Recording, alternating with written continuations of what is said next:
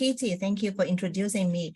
It is really a very interesting topic here, talking about financial literacy and health literacy. I think these two terms may be new to some of us.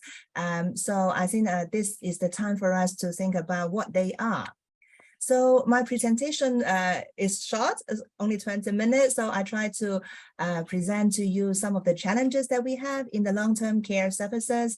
And we wish to discuss about the capacity that is needed to make decisions in long-term care. And I think the most important part would be by the time when we make decision, what should we do and what are needed? There is a missing puzzle here, and I wish that we can have more discussion on that. Let's start. Challenges that we have in the long-term care. I'm sure that some of you or may have some experience. If your parents get older, they have to go for long-term care. They may go for home care or residential care. So that is the long-term care. And by the time when we get old, actually we have a lot of issues and we demand for different types of care. And there is a lot of different levels of needs are there.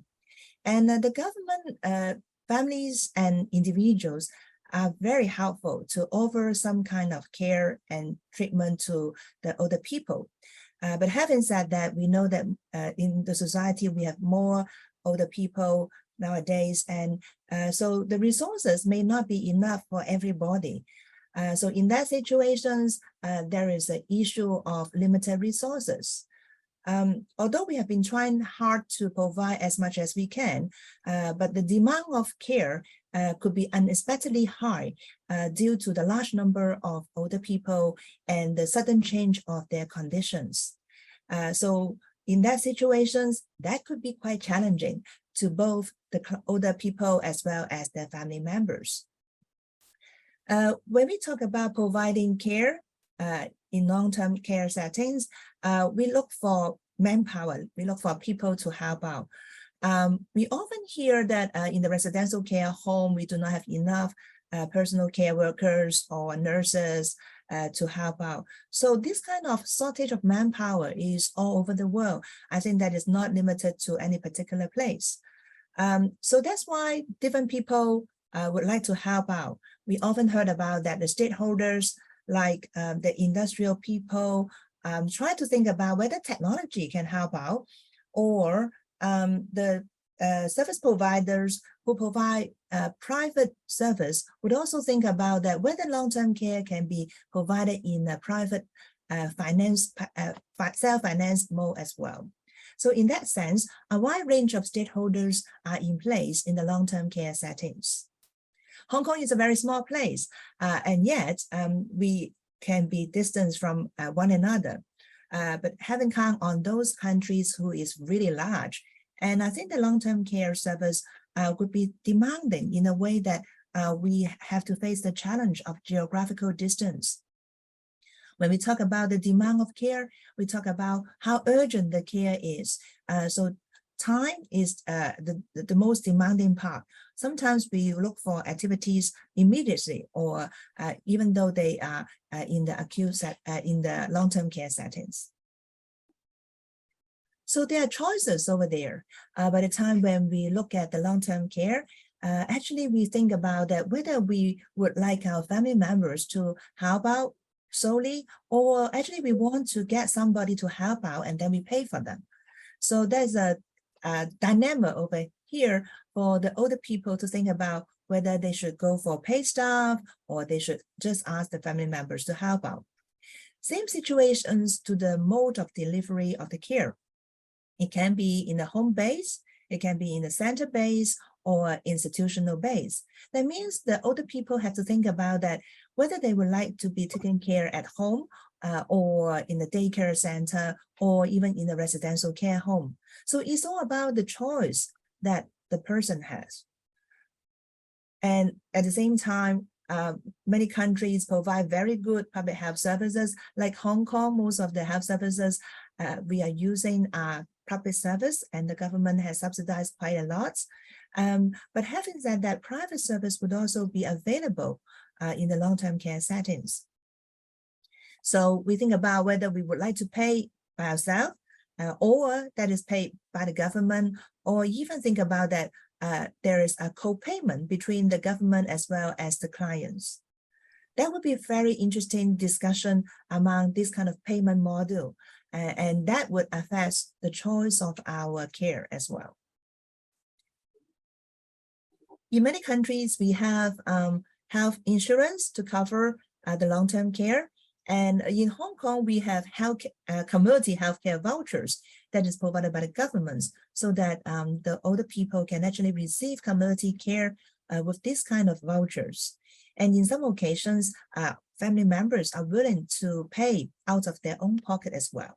So you can see here that there are many choices for us when we talk about long-term care. There's an interesting study from a team of researchers in Netherlands that actually they look at the situations. By the time when a client is going to make decision for long-term care, what would they look for? So they invite people to talk about their experience and their thinking and their decision making. So it comes up with four typical cases that they share with us. First of all, they think about whether the client is in a stable condition or not. If it is in a stable condition, as you can see in the first column, that the client has a stable condition, and at the same time, the clients may have to calculate whether he is able to afford to pay for some of the services. Or if it is not affordable, they may think about that, oh, maybe it's a good time to think about that the care is provided by the family members. So for stable people who has more knowledge, they would be able to look for more resources. And in terms of this calculation, they will think about that whether family situation is stable or not, whether the care can actually is the preferred care, or can they actually lead to independence living, even though they are in demand of the long-term care.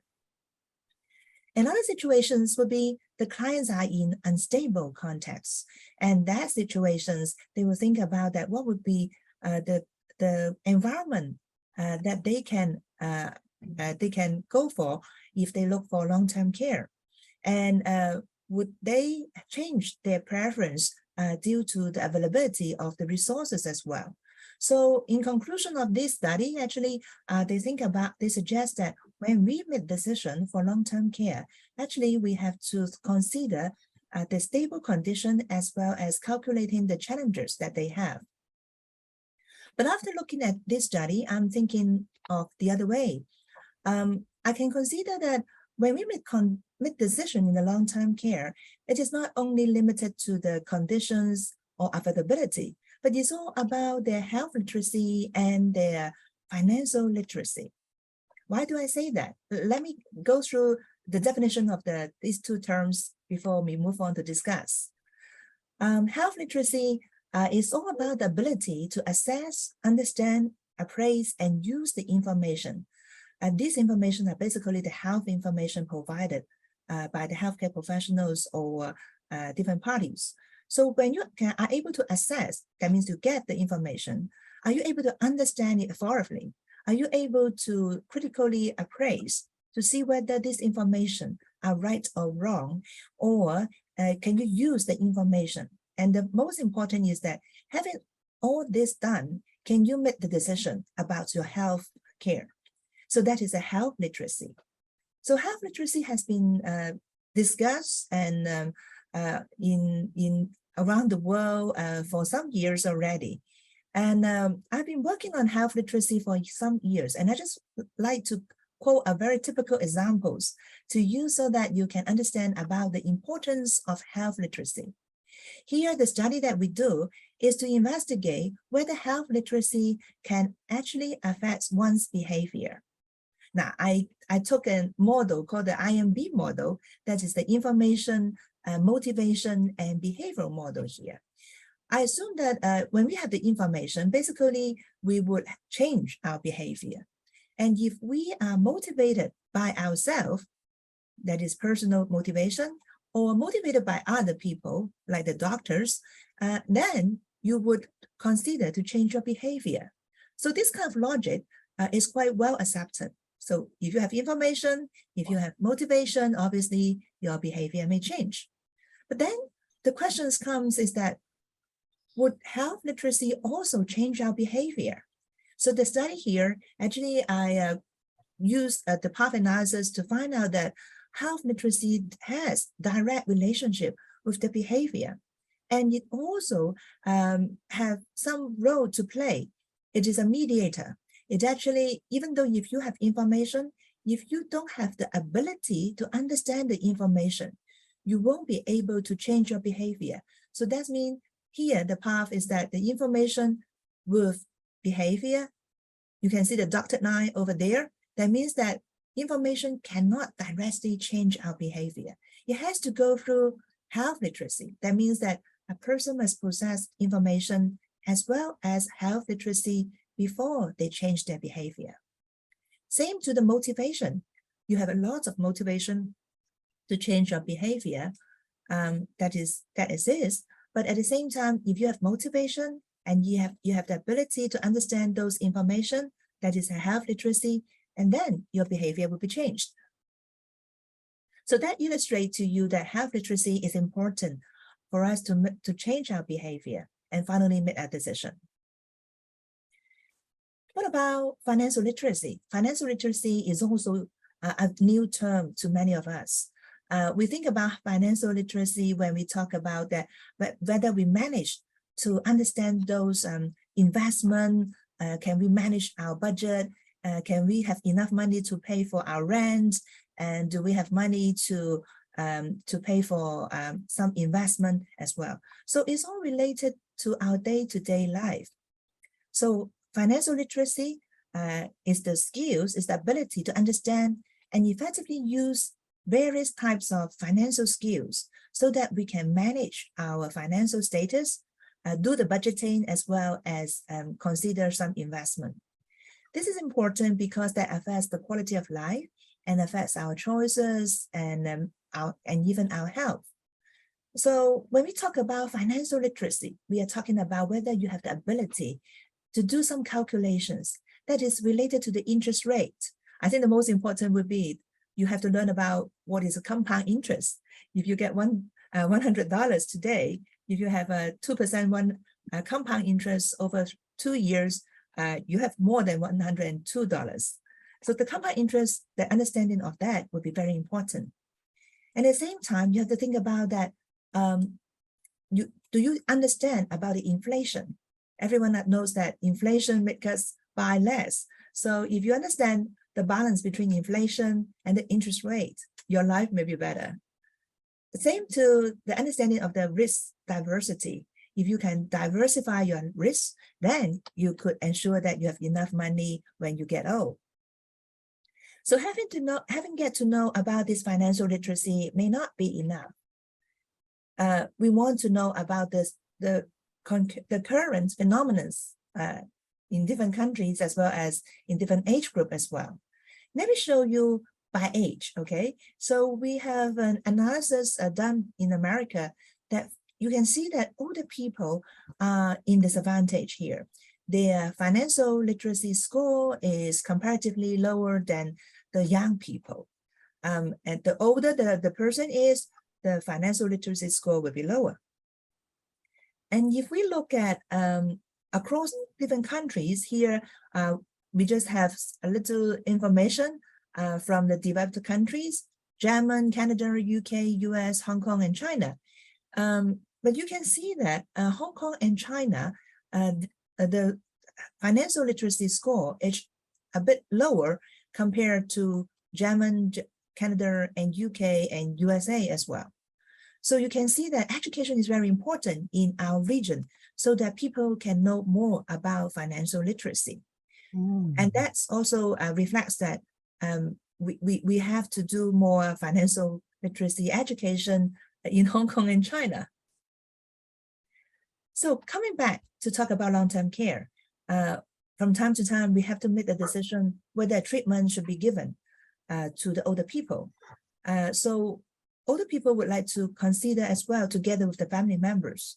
So that's why I say we have to think about what we have. Financially, from the financial perspective, what would be the cost of the treatment? And would they have enough resources to do that? And was the older people covered by insurance? And could they be able to strike the balance between medical expenses and the household expenses? So that is the financial part. When you think about the treatment, we also think about, okay, this is a treatment over here. So what would be the procedures? What would be expected outcome after I receive this kind of treatment? And would there be any kind of side effects? And what would be the prognosis over here? So when we think about whether we receive a treatment, we have all these considerations.